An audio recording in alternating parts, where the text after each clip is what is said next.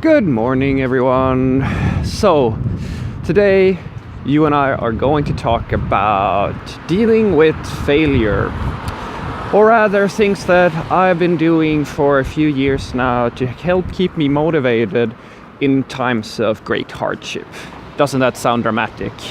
Well, odds are, anywho, that when you start progressing through something, and in this little conversation of ours, the context is going to be programming and a few of my personal experiences when it comes trying to achieve a goal that takes you, that doesn't come all that easy to you. For me, these things have been things such as programming, because believe it or not, I'm not the ruggedly handsome super coder that I once. Haven't always been good at programming, and I still don't think that I'm good enough, but that's for later in this little conversation. And the same thing goes for things such as losing weight, or I don't know, achieving any goal really. And I'll give you a nice example of how things kind of started out and how I have been dealing with this overwhelming sensation that at least I get it. I think other people can probably relate to. Like, when you're trying something, you put your all into it, but it doesn't come all that easy. For some people it's losing weight, and for some people it's something else. But I think everybody has at some point been in that situation where you just don't know how to keep on going. You just don't have the energy anymore or rather you have a low, you have a bad day. And those are the days where I honestly say to people that, or rather where I think that those are the days that make the biggest difference.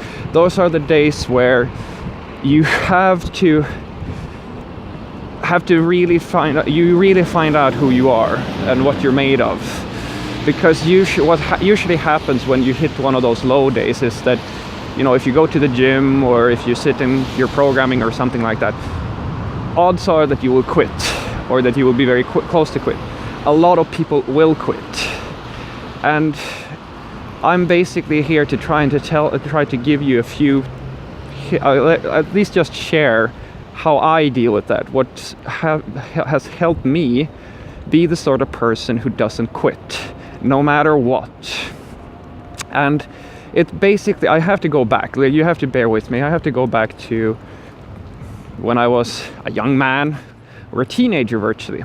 So growing up, for the most part of my life, I was quite overweight. I didn't have this natural little voice in my head that would tell me to stop eating when I was full, because I'm pretty much I'm like a dog. I'll eat until I die if you don't stop me. And I had it was a long journey to about when I was 16. And I don't know, it was a summer day. I remember it like it was yesterday.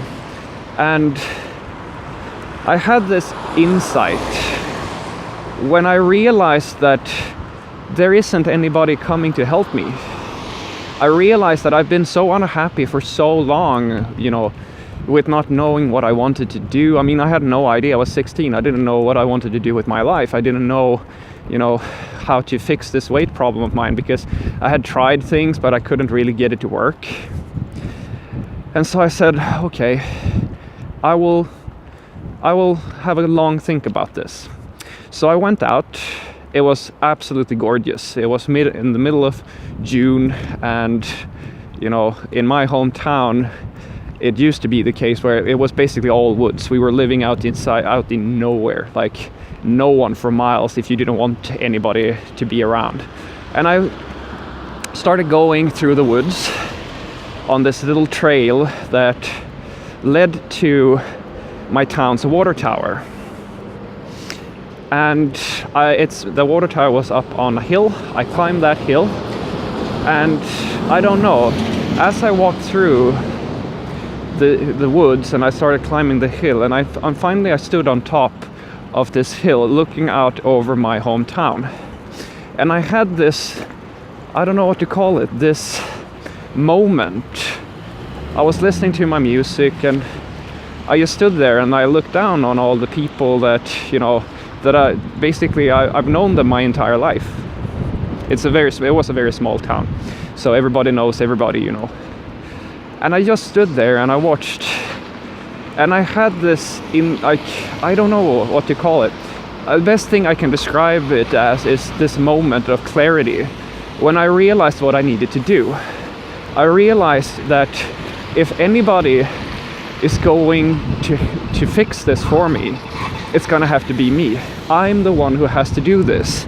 I'm the one who has to start moving, and I will not get it right because I know myself. I'm not an expert in weight loss. I'm not an expert in anything. I'm 16. I don't know all these things, but I realized that hey, I can learn this. I can do this. Other people have done it, so why couldn't I? And the sensation, I can never give it back in, you know, do the sensation justice in words. But it fundamentally changed me. That was the marking point for me when I started acknowledging that there were things that I wanted in life. And I decided that I would, no matter what, do this at any cost.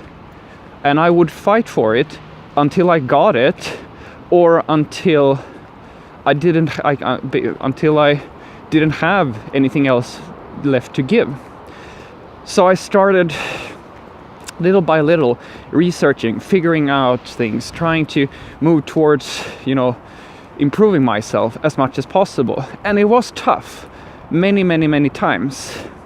And I promised myself that I would try to always fight to be better, but at the same time have something to remind me because of the achievements that I had already set out. So I made a bucket list.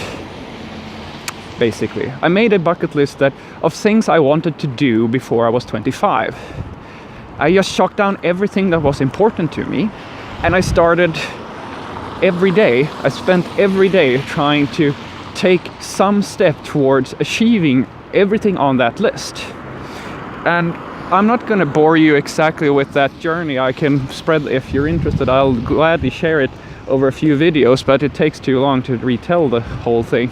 But in essence, what happened was that I started achieving a lot of these goals. And the way that I keep these achievements that, you know, may not be all that impressive to anybody else, but they were very important to me and for my personal development. The way I track them is with tattoos. And I have now roughly gathered together 5 tattoos. I'm working on number 6. And that's the way, when I achieve something that was true on that list, I design my own tattoo.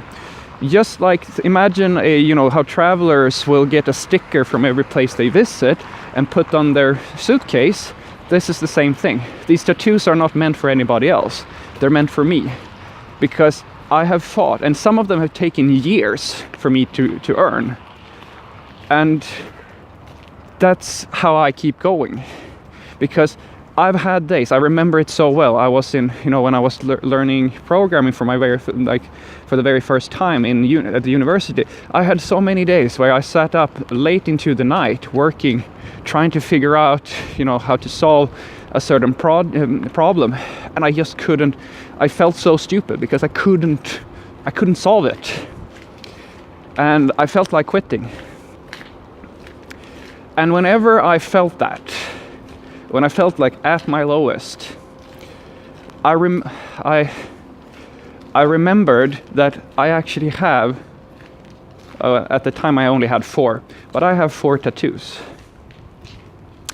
And they remind me of what I've done so far. And I draw a great deal of personal strength from remembering, because I think a lot of people do this. I do it all the time. I look forward so much that I forget to look behind me and look at how far I've come since that first tattoo. And to me, remembering that, things that I've actually achieved, things that are just as tricky as the thing I'm working on right now, reminds me that I can do this.